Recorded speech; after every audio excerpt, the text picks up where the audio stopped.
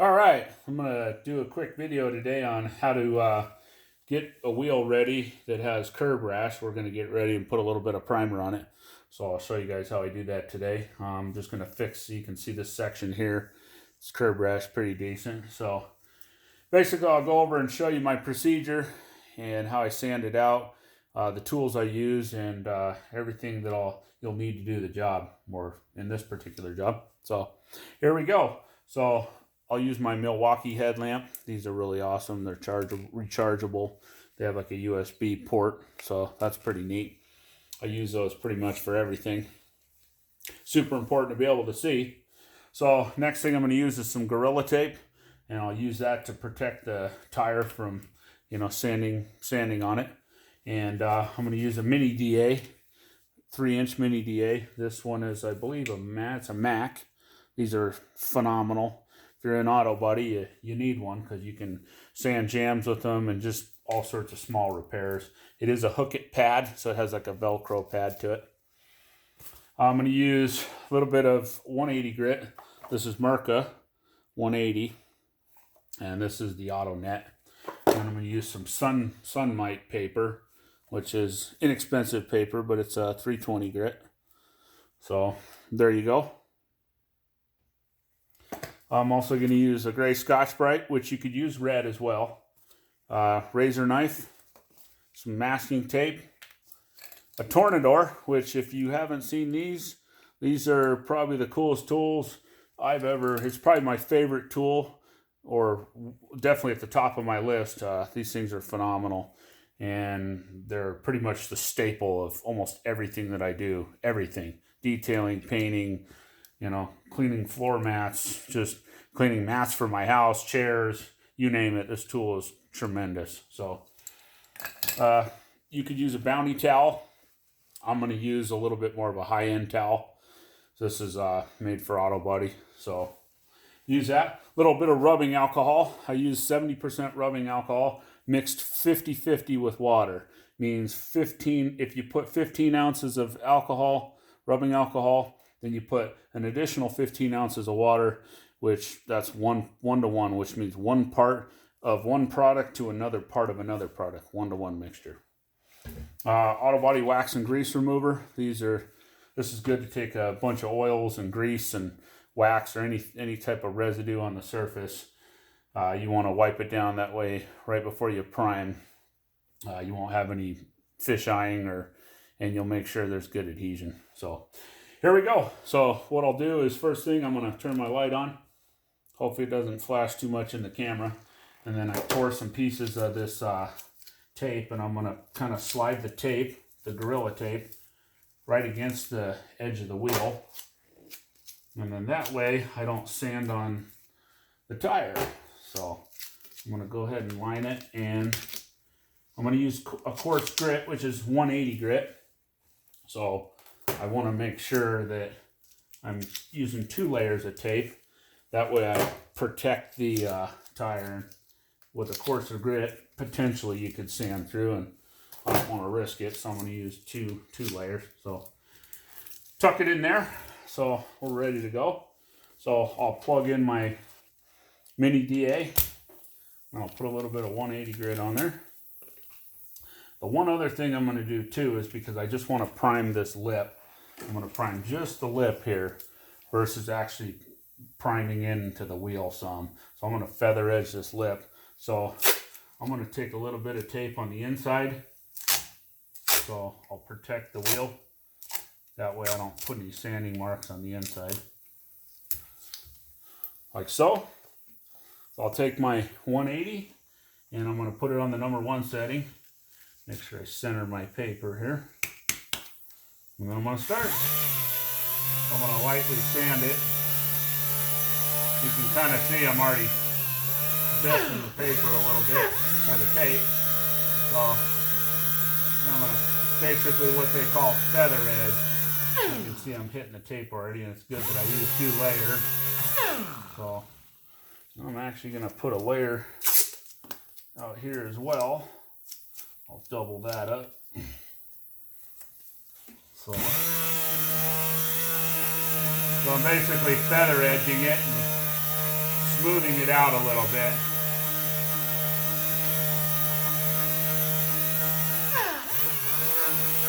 I'll get everything that I can kind of smooth out on the face of the wheel. You can see you probably can't see it in the video, but there's still some gouges. I cleaned up most of the face, but a little bit on the edge, and I'll probably take the paper off the DA and sand it by hand.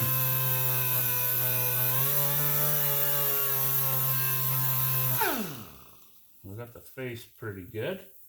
And I use my thumb to check. There's a little spot there that I want to hit. I'll take my 180 grit and I'm gonna basically feather it a little bit more. For the most part, you want to use your hands. Your hands are a good guide to whether something's ready to paint or prime. So if you can feel it, most of the time you're gonna see it. So as long as it's smooth and you really can't feel it, then you're good to go. So I'll kind of smooth that lip out a little bit.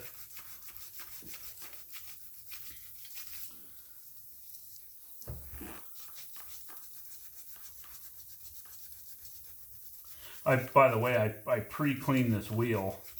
So normally if you didn't pre-clean the wheel, I cleaned it with degreaser and water and a brush. And if you didn't pre-clean it, then you'd want to wipe it down with some alcohol. So that would be, you want to pre-clean it, that way you don't grind any.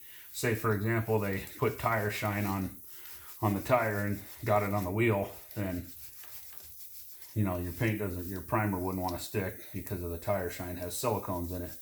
Paint doesn't like to stick to silicones, so it'll make it fisheye is what they call it. So it's looking pretty good. A little bit more on the edge here. I might even kind of fold it a little different just so it's a little sharper still, getting just a touch worn out. So 180 is a pretty good grit for this. I could step down to 80 grit if, you know, it was even, if the gouges were worse, but I think 180 will be fine. You know, basically grit selection is important, and it's kind of one of those things where, you know, it just takes time, and you'll figure out kind of what grits will take care of what damage, and you'll know right away, you know, pretty much which grit to select. So I went with 180 because I didn't feel it was necessary to go with 80 grit. So smoothing it out here a little bit more. I'm going to put some catalyzed primer on this, so I can fill some of it, but pretty much I want it sanded out completely. That way I'm just going to do a little spot primer on it, and then I'll wet sand it and go straight to base coat. So I'm going to smooth this edge out a little bit. I'll make sure that's nice and smooth. So like I said, if you use your fingers and your hands as a guide, they'll pretty much tell you what you need to do. And at this point, it's feeling pretty good to me. So can't really feel it too much. So just a skosh there.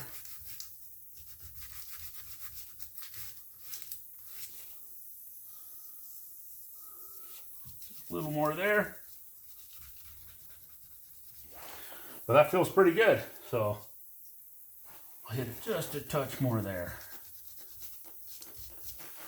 Okay.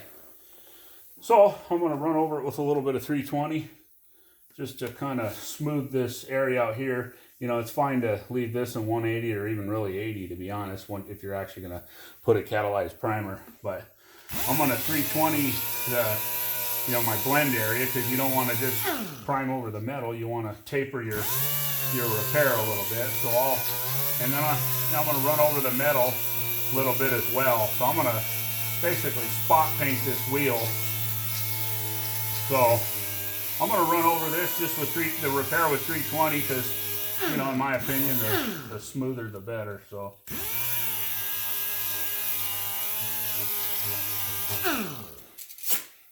You don't necessarily want to go too smooth, but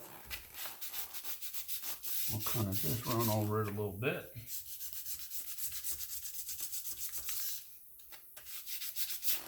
All right, so we'll take our Scotch-Brite, and this is mainly just to make sure I have good adhesion and catch anything, really smooth it out, and catch anything that the regular sandpaper didn't get.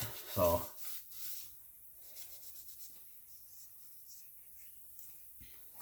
I'm going to add a little bit of tape here.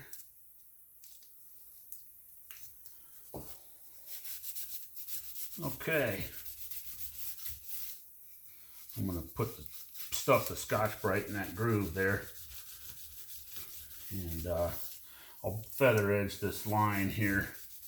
That way I don't get any primer further back, you know, towards the tire. So main thing, you want to make sure it's nice and scuffed and it has a good tooth to stick to. So that's good in my opinion. So I'm going to pull this off, and I'm going to get my little tornador.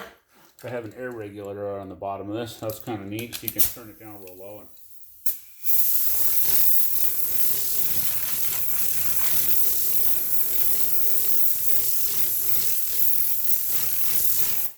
so I'll clean your area a little bit. And then basically what I'm going to do is I'm going to backmask it, is what they call it. So you'll roll that tape along the lip like that. You could use, this is 3/4 inch is what I'm using, but you can use 1.5 inches, or you could even feather edge this, but I don't necessarily want to feather edge because I'm going to spot it. So I want to make sure that the primer doesn't travel too far. So that's basically how I'm going to do it there.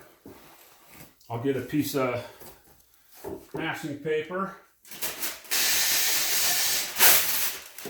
This is 18 inch, and I have a car already kind of outlined in plastic.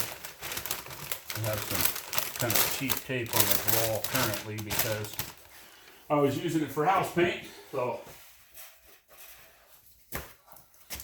this is this orange tape's pretty high adhesion tape. It means it sticks pretty well. So this is 2 inch. So basically I'm gonna smash it like so. And I'll put a little loop down here. Tack it over here, like so. I'll probably back mask this as well. So, and this, since it's a hard curve like that, I'm gonna do it in multiple sections. That way the tape will have some flexibility. If you try to mask it all at once, it's going to be tough to follow that radius. So I'll mask here.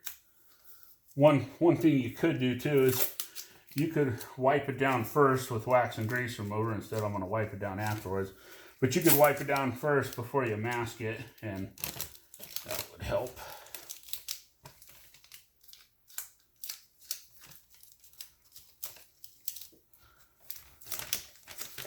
So it's a little difficult to mask with gloves on, but I'll kind of tack the tape to the tire, but mainly want to just keep that tape away from the edge a little bit. And back roll that just a hair. Just want to stick on there, like so.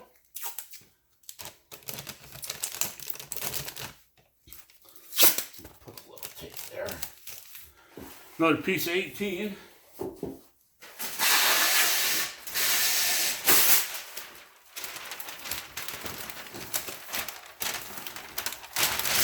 And then I have some plastic. I'll tuck my plastic in as soon as I get done with this.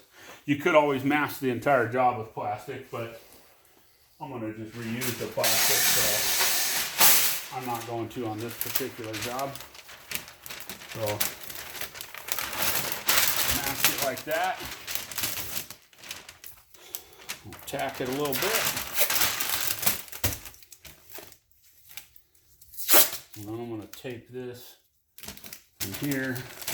I kind of somewhat, a lot of people loop their tape here so you don't get a hard line. It's one way you can do it. I personally have been doing it for a while, so I have good gun control, so I don't worry about it. You can, you can loop your tape a little bit or just hard line right to it, but I'll watch the top of my fan so I don't get near this edge of the tape. I'll probably bring my primer to here, maybe down to there. So, if you're experienced, you definitely, it doesn't really matter, but when you first start, you want to be real careful that you don't get hard line. It's okay to hard line on the edge of something, like on the edge of a panel, but you don't want to hard line out in the middle, because especially out in like the middle of a fender or a door, because you'll actually see it. So even once you block past it, it's pretty tough. I mean, you can get rid of it. If I usually use 180 on a DA and kind of sand heavy on the edge of the primer, but you definitely want to hard line on body lines and not out in the middle of the panel. So at any rate, that's how you get rid of rock rash on a wheel and mask it up and get it ready for a little bit of primer. Hope you guys are having a great day, and I'll check you out in the next video. Thanks for watching.